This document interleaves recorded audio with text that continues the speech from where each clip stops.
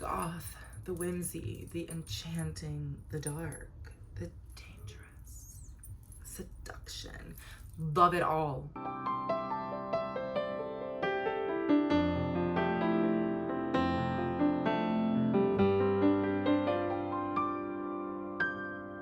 One of my favorite movies that I get back to every single year without fail is Crimson Peak. Oh, I love that movie so much. Listen, Guillermo del Toro. Crimson Peak is about a girl who can talk to the dead, and she is able to use that to decipher secret messages that the spirits of the past are telling her about her current situation, because currently she has been very charmed by our main lover in the movie, and the main lover is not all what he presents himself as. In fact, there's a mystery that can lead to very, very, very dangerous consequences, some that you can never come back from, literally. It's known that I don't like horror. I don't like any scary movie. I don't like anything that is just I don't like gore. I don't like horror. I'm not into that vibe. Crimson Peak is I would classify it as like a murder mystery, and there is some gore, but it's not intense. When I first watched it, I was very like ooh, when it had those like weird scary parts, I had to like cover my eyes. But I've then now watched it enough times where to me it just looks very fake, and I hate how that word has a negative connotation to it, but I understand now that obviously these are not real entities. But that's because I've watched it so many times where I can now see past the things that made me jump and really focus on the beautiful cinematography, storytelling, pacing, even the dress. Oh my god, the fashion of it all. I think that's why overall I'm very obsessed with the movie. The fashion, the storytelling, and the cinematography. Those three, love. I love a movie, I love a show that can captivate me with good writing, good pacing, good storytelling. And storytelling is, you know, how good the cinematography is, the color grading, like the color story, the way that the characters behave, and the little items around the room that in the back of our heads let us know something subliminal. Even the fashion itself is part of the storytelling. But another fall favorite of mine has been Over the Garden Wall. I just recently started watching it. I'm about to finish it. I wish I knew about this earlier, but I actually really like it. It's so whimsy. It's very fall. I would say that if you like fall, cozy, whimsy things, I would consider Over the Garden Wall in it, because it is a show that on the surface looks very fun, definitely very like fall festive. There's a lot of pumpkins and gnomes and dark forests, and the color grading is very neutrals and browns and falls. There's like jewel tones like the forest greens and everything. All of it screams very much the leaves are falling, I have a fireplace crackling, and I'm watching Over the Garden Wall. I think if you were going to decorate your house for fall, using Over the Garden Wall is a really good inspiration source. That's how fall and cozy it feels. Guys, filming when I live with my parents is crazy because everybody talks loud in this family, okay? Talk loud, okay? Estamos hablando muy fuerte. But this next movie is called Beauty and the Beast. Well, that's the English version of it. I'm not talking about the Disney animated one, and I'm not talking about the one that has, what's her name? Emma Watson. I'm talking about the French version. La Belle et la Bête. I don't even think I said that right. It's very whimsy, very magical. Loved all of it. Oh my gosh, the cinematography was beautiful. The setting was beautiful, gorgeous. The colors were vibrant. The jewel tones were so to die for. The fashion. I want to wear her dresses. I would absolutely marry the Beast just to pop out wearing those dresses, wearing the jewels, wearing the crown. You would hear me. You would hear the diamonds. Whoever said money can't solve your problems, just did not have enough money to solve them. No notes. The way I felt about the movie was I was in love. I loved the love story, even though I already knew what was gonna happen. I already knew. That wasn't why I was watching it in the first place. The tension and the chemistry that I felt between the two, I loved. I wish I was able to understand French fully. I only know a little bit, not enough to be able to watch a movie like that and really understand, because I could tell when they had dubbed it, a lot of the phrases had to be altered. So I know the impact that the phrase had, or like the meaning behind it, was reduced or slash watered down. And I understand that already from the get-go because I speak Spanish. So when I watch something in Spanish that was made predominantly in that language and then it's dubbed in English, I could hear how much just the impact of some messages were watered down because not everything is translatable. Anyways. Okay, as for books, I wanted to read more than just one book. Unfortunately, I did not. Bunny by Mona Wad.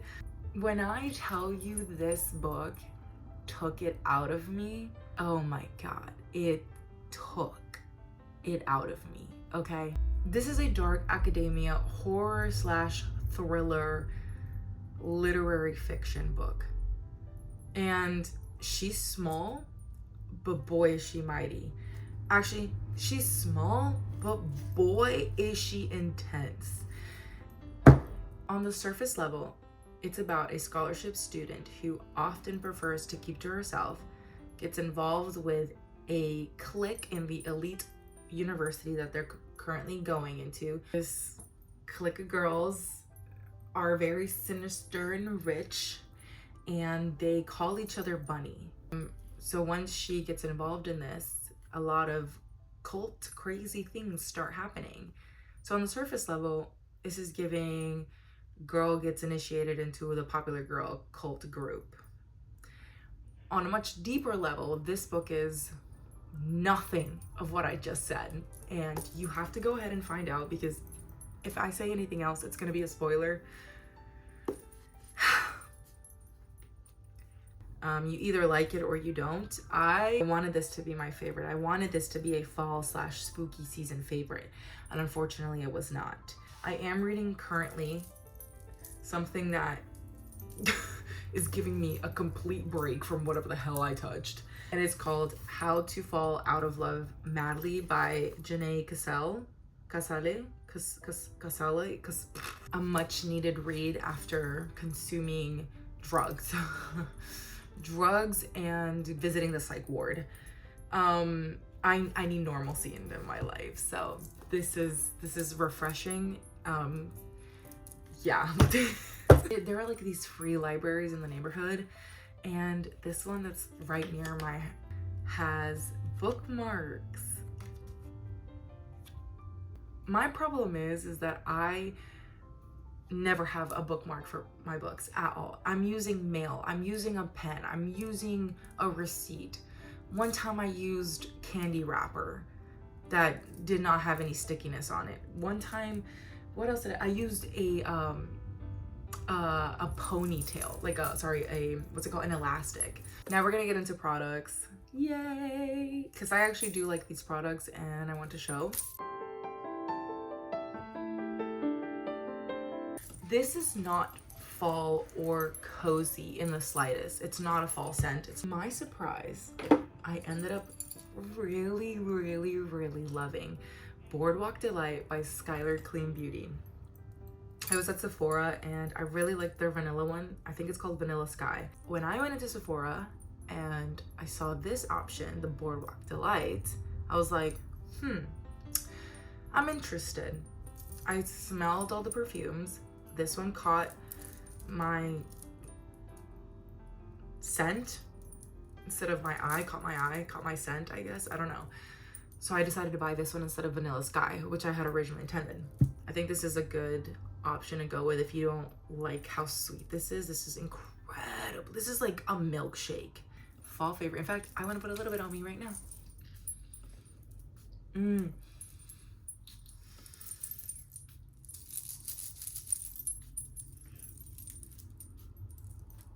Mm. I've gotten insane amount of compliments too with it. Insane. Like they're like, what is that smell? Is it vanilla? Is it coconut? Is it cotton candy? Like it's a very, very inspiring scent. I will say that. I have gone through my fair share of foundations. I'm not someone who wears full coverage. I'm not someone that even wears makeup all the time. However, I have tried the Rare Beauty foundation. I was like, eh. I tried the Mario foundation. I thought that was a little too heavy for me personally. Nothing bad with both the foundations that I just mentioned. It's just personally for my skin, I don't really like how it felt. I then try the House Labs by Lady Gaga. Girl. Miss Gaga gagged.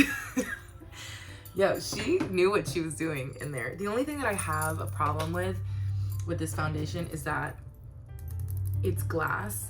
I don't have a problem with it when it's here with me in the place that it should be. I only have a problem with it when I'm traveling and I want to take it and I'm scared for my life that this is going to break. I would say this is medium coverage in my opinion, but it has a skin like, almost like satin finish. Like, do you kind of see that? I'm wearing it right now. And if you like how my makeup looks, this is the base. That's right, girl. Get on it. She is set. I really love it. It pairs really well with other makeup products that I have. I've noticed that some formulas and certain foundations didn't pair well. Like I will notice like the Rare Beauty, some of it would kind of start smearing with other products that I would use. Not a fan. So I will say that Haus Labs has made it into my fall favorites, and I can see it being into my winter and summer and spring favorites. Absolutely. I can see. I will have an honorary mention actually, if I can find her. Oh yeah, it's right here. This is the Sun Club Luminous Bronzing Powder by Essence. She is big. Do you see that? Yeah, she is big. I think it's Charlotte Tilbury, the one that everybody raves about. If you want to dupe, just go for Essence. Very affordable, very cheap, and gets the job done. I'm also wearing her right now. Very light. I did a light hand on it, but if you obviously want to pack bronzer, she can pack. Trust. Two more products that I actually want to mention that have been my absolute favorite. So one is the Laneige Sleeping Water Mask. I was very pleasantly surprised. For some reason, I had this weird bias towards Laneige. I don't know where it came from, but I thought like all their products were fake, like trash. I don't know why. I kept seeing all these influencers talk about Laneige and I was like, I've never heard of this brand before, and then all of a sudden everybody's talking about it. Like something is fake. And then one day I needed something really quick, something moisturizing. I was out shopping, I couldn't find anything. I see the Laneige sleeping water mask. I'm like, okay, whatever, yeah, I'll just take this. It was like a small container. It was good enough for what I needed at the time. I buy it and I'm using it, and the first time that I'm using it, I'm just like, you know, putting it on, I think too much about it. By the time that I'm laying in bed, I'm like, wow, that actually feels really nice. Like my skin feels plump, hydrated. And then I look in the mirror and I could see it had absorbed it really well, and I had like this natural sheen coming from within. I was like, wow.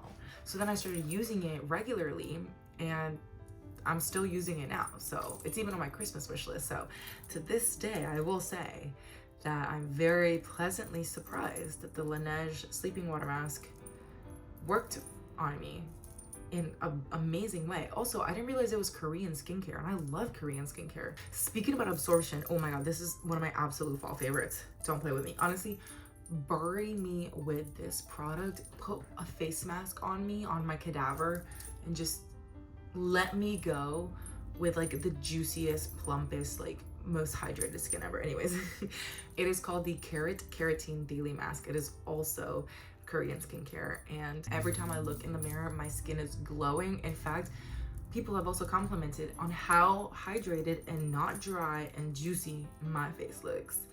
I want to talk about ambiance / background music. I have one of my favorite finds has been this really fascinating channel. It is called Cocorina. I think that's how you pronounce it. Cocorina. She hand carves the designs that you see on the YouTube channel. I'm gonna put it up here. She hand carves this and she actually shows the process on how to do it. So everything is made by her, I think including the tunes. She designs the theme, creates the music around it, makes the background, everything is hers, made by human.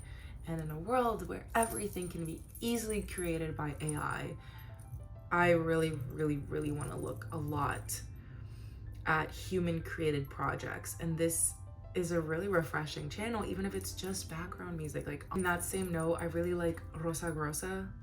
They are known for their groovy Nintendo girly pop Aero 2000s music, gay music, very like fashion, just very like that poppy, just top model DS music, very DS Nintendo music. I like watching things about history. I like learning facts. I love education. I actually enjoy taking classes and learning about things that I'm very interested in. And there's this YouTube channel called Royalty Now Studios. It has been a recent obsession of mine because she actually works on creating what maybe like a royal historical figure or a really popular historical figure would look now, or looked like then, because obviously they didn't have cameras or anything to capture that then, and then reconfigure that and show a now version as well. But she talks about the process of creating that using references and really taking into the historical facts and what's already been confirmed or what has been discussed about. So speed running.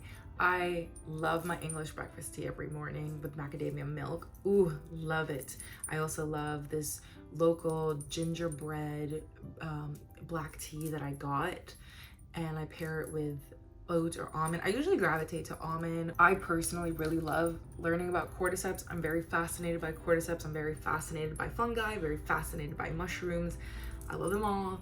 Very interested in how they work and how much they power the individual that consumes them. Anyway, and then for clothing, I'm actually wearing one of my favorite sets right now. It's from Elwood Clothing, the vintage inspired pastel drop. I have the yellow one and I have the blue one.